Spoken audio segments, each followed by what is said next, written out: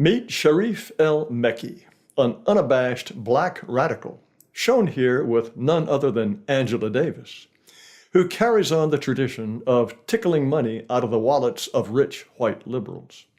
His motives are clear enough: line his pockets while he promotes what he thinks are the interests of blacks. It's the white donors who interest me more, but with one exception, I couldn't find real explanations for why they write those fat checks. Mr. El-Mekki's line is promoting the idea that black students must have black teachers. To that end, he runs something called the Center for Black Educator Development. Please note the raised fist logo in the upper left. The center's business is liberating education, liberating it from white people.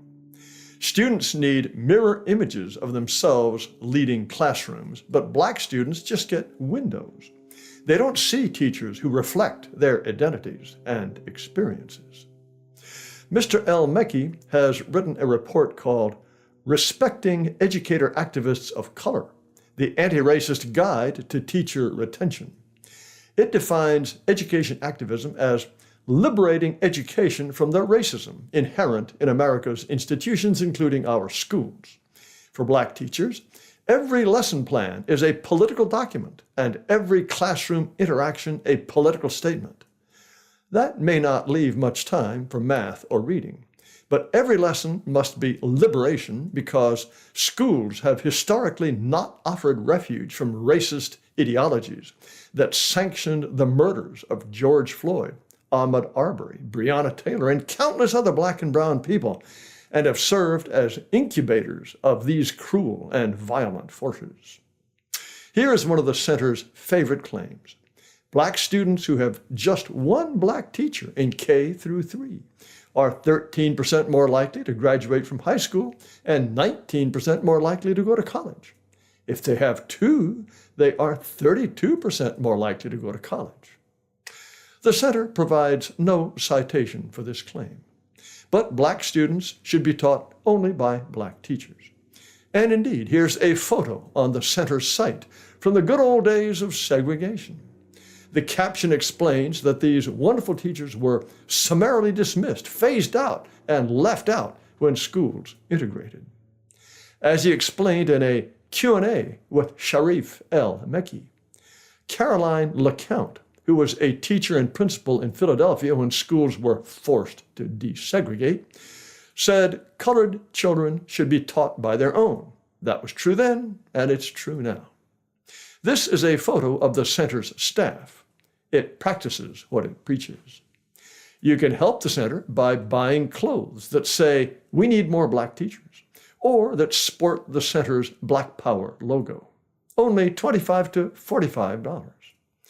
The center got tax-exempt status only in 2022, but its latest tax filings show that it's doing very well. From the top, last year it got nearly $9 million in grants and earned close to $150,000 on investments. It paid $3.5 million in salaries and ended the year with nearly $20 million in assets. Mr. El-Mekki's personal compensation was $233,410. Here are contractors to which the center paid $100,000 or more. A fancy Lowe's hotel got nearly $500,000. This is where the center holds swish events to encourage young blacks to become teachers, and where they learn to make every lesson plan a political statement. Next comes something called DigiGeeks, which got $216,000. It does websites and social media for lefties. Its motto is, "We get shit done." Next is UNCF, the United Negro College Fund, which got $150,000 for consulting. And then something called SquadBuck, which writes grant applications. A $9 million harvest of grants at a cost of $112,000 is a good return. The Our Team page says SquadBuck is working together for a better world. Mr. El-Mekki has an X account that reminds black teachers that every lesson should be a political act. He also gives child-rearing advice. No justice, no peace. No justice, no peace. No justice, no peace. No justice, no peace. No No justice, no peace. He has given a TED Talk called Reviving the Legacy of the Black Teaching Tradition, which stretches from pre-colonial Africa to historical African-American leaders. In 2022, Mr. El-Mekki was on the transition team for just elected Pennsylvania Governor Josh Shapiro. Here he is on the pre-K through 12 subcommittee. There were 300 people on the transition team, so this may not mean much. But Sharif can claim, and frequently does, that he was an advisor to the governor.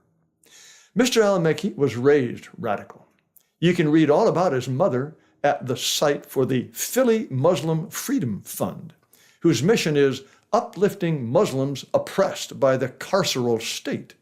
That means it posts bail for black Muslims. The fund is dedicated to Mama Aisha El-Mekki, who was Sharif's mother. The Freedom Fund publishes something called Surmised Biography of Sister Aisha Kusaidai El-Mekki, born Sandra Marie Dickerson. You learn about her many battles against racism, her conversion to Islam, and her love of the Black Panthers. It says she took her son, full name Sharif Dawood El-Mekki, to live in Iran, so he is able to read and recite Quran, knows Arabic, and is fluent in Farsi, the Persian language of Iran. His 6 children are named Ali, Ahmed, Fatima, Sakina, Zainab, and Zakiya. The Muslim Freedom Fund is a little friskier than Sharif's Center for Black Educator Development. It sells t-shirts with this image that says, "Pigs are haram." Haram means forbidden to Muslims. In his portrait for the center, Sharif wears a Black Panther Party t-shirt, a toned-down version of the same thing. I think you have a pretty good idea of this guy. Steeped in negritude, unapologetically black, convinced that America is racist, and running a nonprofit with nearly $20 million in assets. In 2020, the center had net assets of only $287,000. He appears to be a pretty steady guy, though, so he may not jump the tracks the way some others did when they hit the jackpot. Just this month, the Free Press published an article called BLM collected over $90 million in donations. Where did it go? The subhead says, on tailored suits, birthday parties, and big-ass mansions. Some of those high flyers are now doing time in a really big-ass house. But let's turn to the more interesting but more obscure question of why foundations give him so much money. The center's big funding break seems to have come in 2021. Bold, audacious goal. Coalition pushes to add more than 1 million educators of color. Mr. El-Mekki's center was one of 8 groups that shared $9 million to turn out more black teachers. Tequila Brownie of something called TNTP coordinated the fundraising and explained why America needs non-white teachers. The data is pretty unassailable, that having access to more diverse teachers means students will have better outcomes, both short-term and long-term. It's now dogma that black students need black teachers. The $9 million came from the Chan Zuckerberg Initiative, run by Facebook founder Mark Zuckerberg and his wife, Priscilla Chan.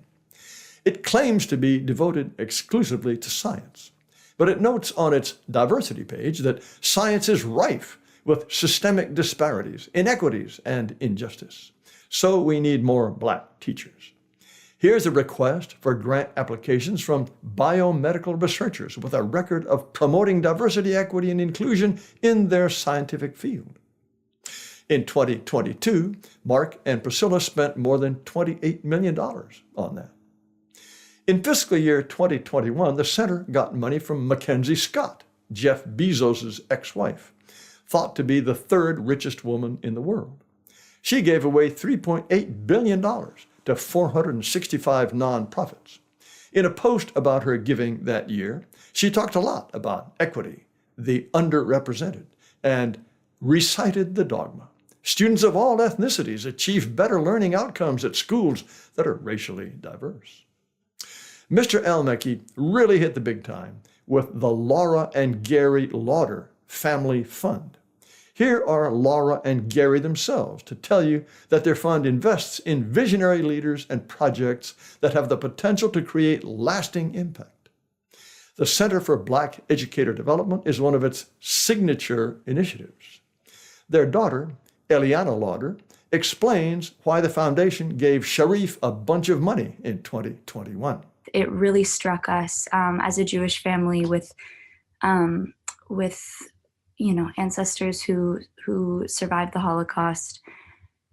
There's a lot of unjust persecution in this world for people that truly are working so hard, and for us it struck us because this was our value system, and this is unjust. To know that in this country there was a lever that we could make a difference, that kids, when we found out this statistic that 13% or that kids were 13% more likely to graduate from high school if they had a Black teacher, 32% more likely to enroll in college if they had a Black teacher. To us, that felt like the lever that could make a difference. It would be almost furthering the injustice to know that statistic and to not take action and to not do something about it.